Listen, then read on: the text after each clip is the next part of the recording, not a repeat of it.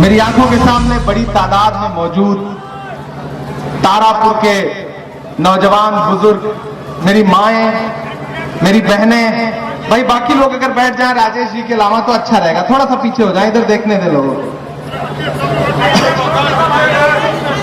बहादुरों की सरजमीन मुंगेर, बहुत दिन से ख्वाब था कि आपके बीच में आऊंगा, लेकिन नसीब में यह था कि आपसे चुनाव के दौरान मिलने आऊं और अपने प्यारे भाई साथी राजेश मिश्रा जी के लिए आपसे अपील करने के लिए आऊं, जिनका चुनाव निशान हाथ का पंजा है और ईवीएम में चौथे नंबर पर इनकी बटन है, ये आप याद रखिएगा।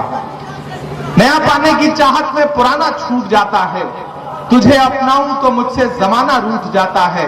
मोहब्बत पढ़ने लिखने में बहुत आसान है, लेकिन मोहब्बत को निभाने में पसीना छूट जाता है।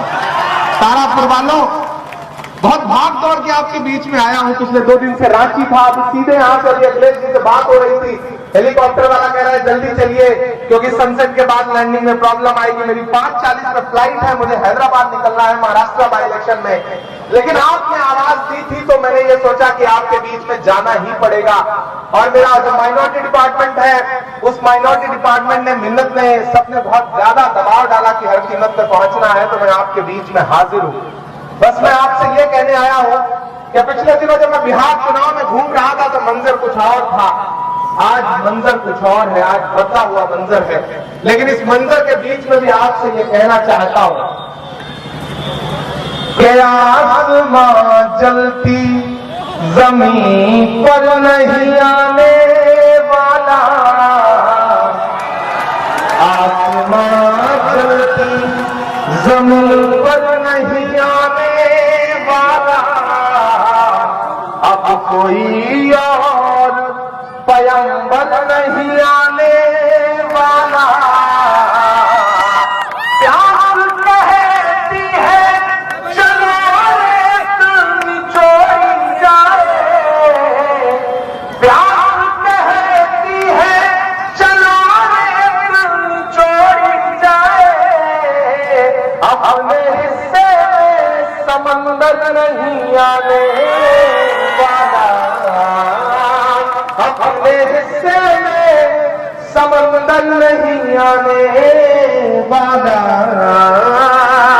मेरी आंखों के सामने बड़ी तादाद में अक़लियत के लोग बैठे हैं। मैं आपसे 2-3 बहुत अहम बातें करने के लिए यहां आया हूं। पिछले 30 साल से आपके ऊपर जो ठप्पा लगा हुआ है, जिसकी ठेकेदारी आपको दे दी गई है, आप समझ रहे हैं, मैं नाम नहीं लूंगा, नहीं आप जान जाएंगे कि मैं आरजेडी की बात कर रहा हूं। सारा आपका ठेका उनके पास है, आपके वोटों की ठेकेदारी उन्होंने सोच लिया है कि आप उनको नहीं देंगे तो कहां जाएंगे, ये उनके दिमाग में बैठ चुका है। लेकिन यहां खड़ा होकर आपसे 2-3 बातें कहता हूं। जब जब आपके अहम मुद्दों की बात आई है तो नजर उठा के देखना, तारीख के पुराने पन्ने पलट लेना, अपनी डायरी के पुराने पल्ले पलट लेना, अपने जहन पलट लेना, तो आप ये पाओगे कि जब जब आपके अहम मुद्दे आए हैं तब आपको कहीं नजर नहीं आए। मैं गवाह हूं इस बात का, जब आपके इसी सूबे के एक सांसद जो जेल में हुआ करते थे, जिन्हें कोरोना के दौरान सरकारी साजिशों से मार दिया गया, मैं नाम नहीं लूंगा, नहीं आप जान जाएंगे कि मैं शहाबुद्दीन की बात कर रहा हूं, मरहूम शहाबुद्दीन की। तो मुझे वो लम्हा भी याद है कि जब पूरा बिहार चाहता था कि कम से कम आखिरी वक्त में टूटती हुई सांसों के बीच में आरजेडी के नेता जाकर के अस्पताल में उनके साथ खड़े हो जाएं, मुझे ये कहते हुए हैरत हो रही है और शर्म भी आ रही है कि उस दिन दिल्ली में मौजूद थे सारे नेता। मुझे जब बताया गया कि ऐसा ऐसा मसला है, मैं कभी जिंदगी में मिला नहीं था उस शख्स से, लेकिन वो पहला वाहिद आदमी हूं जो कोरोना के बीच में अस्पताल में जाकर के उनके आखिरी वक्त में भी इमरान प्रताप बेली खड़ा था। और ये मेरे हाथ इस बात की गवाही देते हैं कि मैंने अपने इन्हीं हाथों से उनके जनाजे को कब्र में उतारा था।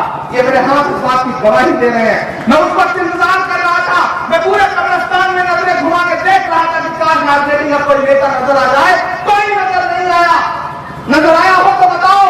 आप सारे लोग फेसबुक चलाते हो, सोशल मीडिया पे रहते हो, व्हाट्सएप चलाते हो, कोई नजर आया हो तो बताओ। नहीं नजर आया। अरे जिनके बदौलत कई कई दशक वोट बटोरते रहे, जब वो उनके नहीं हुए तो तुम्हारे क्या होंगे? ये बात तुम्हें समझने की जरूरत है। ये आपको छोटे छोटे फायदे दे सकते हैं, मोटरसाइकिल थाने में पकड़ ली जाए तो शायद छुड़वा दें, लेकिन जब बड़े मुद्दों की बात आएगी तो सिर्फ कांग्रेस खड़ी मिलेगी। 2 दिन पहले भारत पाकिस्तान का मैच था, खेल में हार जीत होती रहती है, कोई जीता कोई हारा, ये चलता रहता है। लेकिन जब भारतीय जनता पार्टी के पेट ट्रोलरों ने मोहम्मद शमी को निशाना बनाना शुरू किया तो पूरे मुल्क में सिर्फ एक आवाज उठी, बिहार वालों बताओ तेजस्वी अगर खड़े हुए हो मोहम्मद शमी की हिमायत में तो बताओ। नहीं खड़े हुए, कौन खड़ा हुआ? सिर्फ राहुल गांधी खड़े हुए। राहुल गांधी ने आवाज बुलंद की। लोग मुझसे कहते हैं इमरान आप तो शायर हैं, आप कैसे कांग्रेस के साथ चले गए? तब मैं उनसे कहता हूं मुझे देश के साथ खड़ा होना है, इसलिए मैं कांग्रेस के साथ खड़ा हुआ हूं। मैं आज राजेश जी के लिए आपसे वोट की अपील करने इसलिए आया हूं कि मेरे भाई जिन्हें लगता है कि पिछले 30 साल से आपकी ठेकेदारी उनके पास है, उन्हें बताओ कि नहीं, हम ठेकेदारी मानने से इनकार करते हैं। यह उपचुनाव है, इस चुनाव के फैसले से न सरकार बनेगी न बिगड़ेगी, लेकिन लोगों का मिजाज जरूर सुधर जाएगा। अगली बार जब आपका कोई आदमी अस्पताल में आखिरी सांसें गिन रहा होगा तो तेजस्वी भी अस्पताल में खड़े नजर आएंगे और उनके बाकी नेता भी खड़े नजर आएंगे। एक बार उन्हें एहसास दिलाओ कि हम आपकी ठेकेदारी से निकल रहे हैं। आग को पानी का डर बना रहना चाहिए। आप लोगों को डर खत्म कर दिया है, वो डर लाइए। अकलियत के साथियों, तुम्हारे बड़े मसलों पर सिर्फ कांग्रेस लड़ेगी, तुम्हारे लिए कांग्रेस खड़ी होगी। आरजेडी के साथी आएंगे, जेडीयू के लोग आएंगे, बताएंगे अरे कांग्रेस ने आपको क्या दिया आज तक, कांग्रेस ने आपको क्या दिया। इमरान गिनाता है कांग्रेस ने क्या दिया। कांग्रेस ने डॉक्टर जाकिर हुसैन को इस देश का राष्ट्रपति बनाया, कांग्रेस ने फखरुद्दीन अली अहमद को इस देश का राष्ट्रपति बनाया, कांग्रेस ने मौलाना आजाद साहब को इस देश का पहला शिक्षा मंत्री बनाया, कांग्रेस ने रफी अहमद किदवई को इस देश का कृषि मंत्री बनाया, कांग्रेस ने सैयदा अनवर और तैमूर को असम का मुख्यमंत्री बनाया, कांग्रेस ने अब्दुल रहमान अंतुले को महाराष्ट्र का मुख्यमंत्री बनाया, कांग्रेस ने बरकतुल्लाह को राजस्थान का मुख्यमंत्री बनाया, और जब मौका मिला तो इसी कांग्रेस ने इसी बिहार में अब्दुल गफूर को आपके सूबे का मुख्यमंत्री बनाया। कभी आप आरजेडी से भी तो कर सकते हैं कि आपको कुछ बढ़ा दे दे, नहीं। पिछले दिनों बारी आई थी पिछली सरकार में एक डिप्टी सीएम बनने की, वो बारी भी अब्दुल बारी के हिस्से में नहीं आई, उसे भी कोई और ले गया। आपको ये समझना पड़ेगा कि आपको जीने खाने के लिए छोटी छोटी चीजें तो मुहैया करवा दी जाएंगी, लेकिन बड़े मुद्दे जब होंगे, जब दिल्ली वाली सरकार आपका नाम रजिस्टरों से काट रही होगी, जब आप पर सवाल खड़ा कर रही होगी कि आप बताओ हिंदुस्तान के नागरिक हो या नहीं हो, तो कोई तेजस्वी उस वक्त सीना ठोक के खड़ा नहीं होगा। कोई खड़ा होगा तो सिर्फ कांग्रेस पार्टी खड़ी होगी, राहुल गांधी खड़े होंगे, प्रियंका गांधी खड़ी होंगी, सोनिया गांधी खड़ी होंगी। इसलिए मैं मेरी माँ बहनों आपसे भी कहने आया हूँ कि मैं आपके बेटे की तरह हूँ। इस चुनाव के नतीजे से बिहार की सरकार पे कोई फर्क नहीं पड़ेगा, लेकिन अगर आपने मेरे कहने पर राजेश मिश्रा जी के दामन में अपना एक एक वोट डाल दिया अकलियत के सारे साथियों, तो मैं लौट करके राहुल जी के सामने अपना सीना चौड़ा करके कहूंगा कि मेरे कहने पर, मेरे जाने के बाद बिहार के साथियों ने राजेश जी का दामन वोटों से भर दिया। और मुझे पूरा यकीन है मेरी माएं मुझे मायूस नहीं करेंगी, मेरे भाई मुझे मायूस नहीं करेंगे, क्योंकि मैंने आपकी लड़ाई लड़ी है। मैं जानता हूं आपने मेरी नज़्में सुनकर के मुसल्लों पर मेरे लिए दुआएं की है।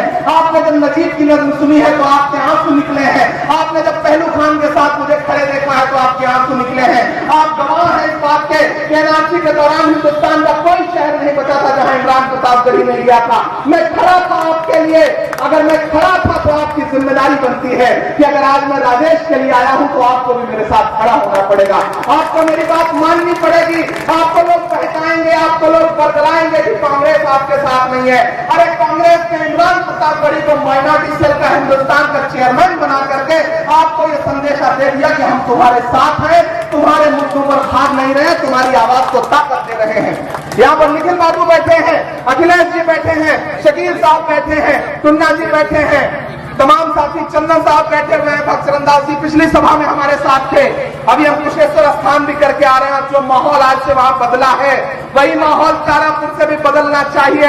मेरे भाई, वो ताकतें जिन्हें लगता है कि उनकी सिर्फ ठेकेदारी आपके ऊपर है, आप उनके अलावा उन्हें छोड़ के कहां जाएंगे, उन्हें बता दीजिए कि नहीं, हम इस बार कांग्रेस के साथ जा रहे हैं, क्योंकि ये लड़ाई इसे सिर्फ बिहार की लड़ाई मत समझना। आप जब 30 तारीख को ईवीएम का बटन दबाने जाओगे तो जो एक बटन दबाओगे वो सिर्फ ईवीएम की बटन नहीं होगी, बल्कि आने वाले दिनों में मोदी सरकार की ताबूत में कील का काम करेगी। वो कील आप ठोकेंगे, ठोकना शुरू करिए। आप बिहार में एक कील ठोकिए। हम उत्तर प्रदेश के लोग लगे हैं प्रियंका जी की अगुवाई में। जब किसानों को कुचला जा रहा है लखीमपुर में, तो पूरी रात पुलिस से लड़ती हुई अगर कोई शेरनी दिखाई पड़ रही है तो उसका नाम प्रियंका गांधी है।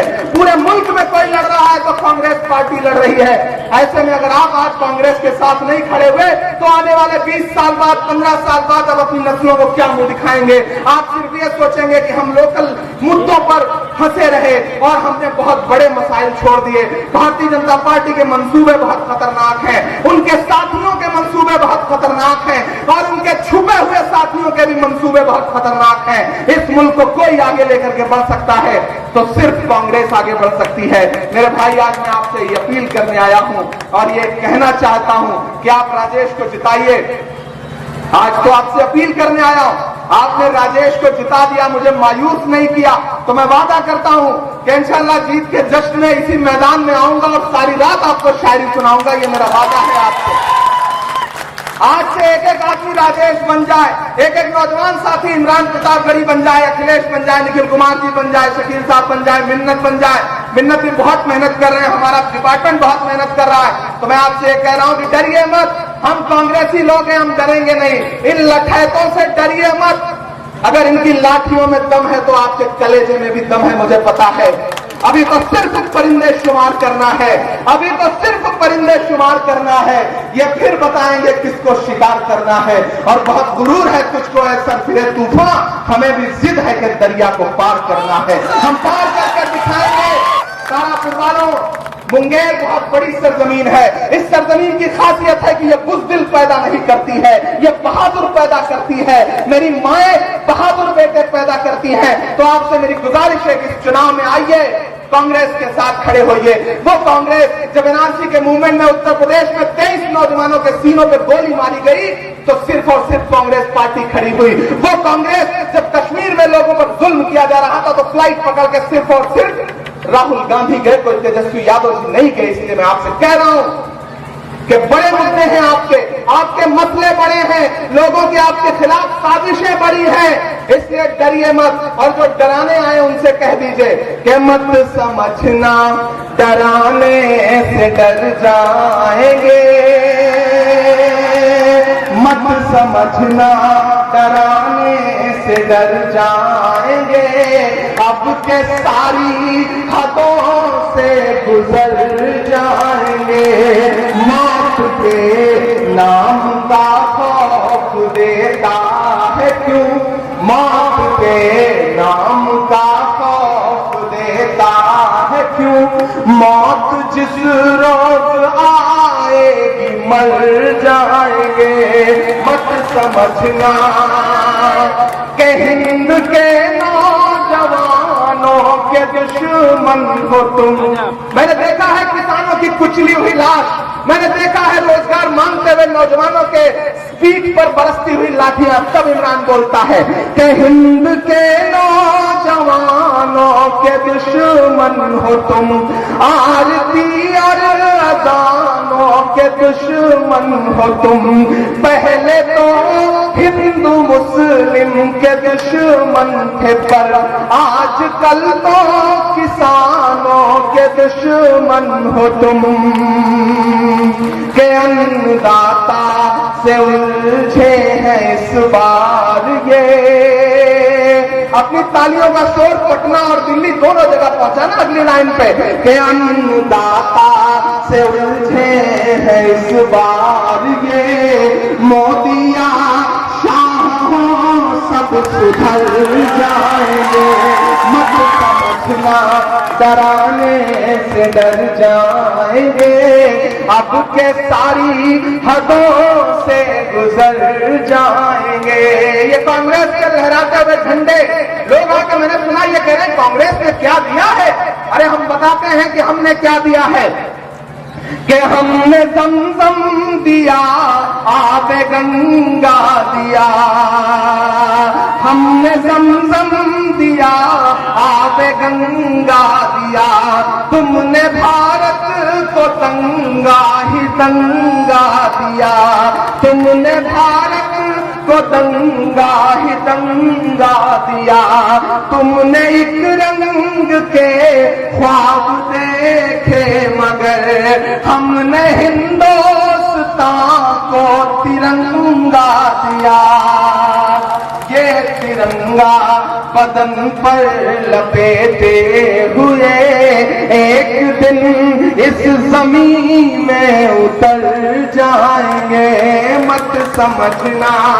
याद चलेंगे वहां तक। एक एक हाथ उठा के बताइए कि आप खड़े हैं ना राजेश के साथ। उठाइए एक एक हाथ, मेरी माएँ बहनें सब उठाए।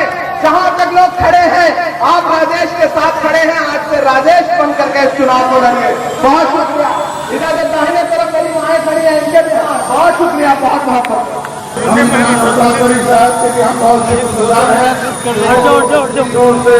इस शादीपुर के मैदान में तशरीफ लाए।